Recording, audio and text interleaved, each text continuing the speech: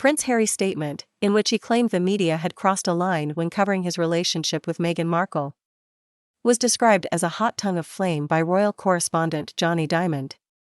The royal family has been the subject of controversial BBC documentary The Princes and the Press, presented by Amol Rajan. The first episode of the two-part program, which aired yesterday, examined the relationship between the media and Prince William and Harry. It looked at how the princes have tried to manage the press and the tension between the roles they were born into and their desire for a private life. The documentary also revisited Harry's unprecedented statement in which he accused the media of crossing a line with their coverage of his relationship with Meghan. He claimed in an extraordinary 2016 statement that there had been racial undertones to the press coverage and feared for Meghan's safety. In the documentary, Sky News royal correspondent Rhiannon Mills recalled her surprise when the statement was first released. Ms. Mills said, "I was sitting at home. It was a weekday morning, and all of a sudden this statement drops in my inbox. And for a family who we always hear that mantra, never complain, never explain, this was extraordinary." The Duke of Sussex, who at the time had only been dating Meghan for a few months, released the statement via a royal spokesperson. It was met with widespread surprise in the UK, due to its direct and outspoken language. A departure from the customary, terse royal communications.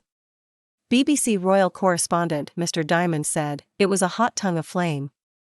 That statement, and that is not the way that a press advisor would have phrased anything. But Harry felt he wants to do it." The statement was also unique in its direct and public reference to the private life of a member of the monarchy. The statement claimed, "The past week has seen a line crossed. Meghan has been subject to a wave of abuse and harassment. Some of it has been very public, the smear on the front page of a national newspaper, the racial undertones of comment pieces, and the outright sexism and racism of social media trolls and web article comments."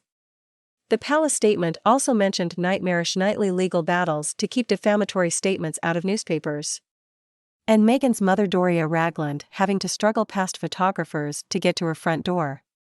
It ended with a call for understanding of the Duke of Sussex's plight.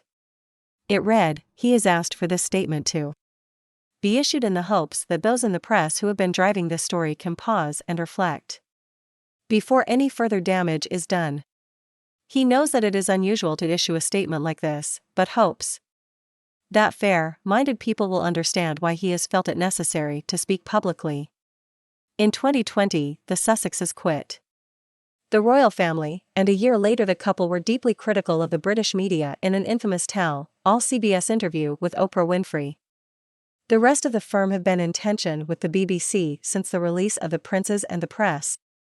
And in a rare move, Buckingham Palace, Clarence House and Kensington Palace released a joint statement criticizing the show. The three royal houses said the documentary had made overblown and unfounded claims, and that it was disappointing to give credibility to such claims. The joint statement said, "A free, responsible and open press is of vital importance to a healthy democracy.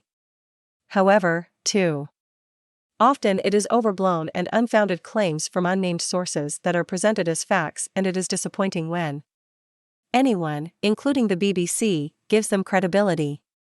The documentary had used first-hand testimony from royal correspondents and explored suggestions that negative stories about the royal family were based on information from people connected to other royal households.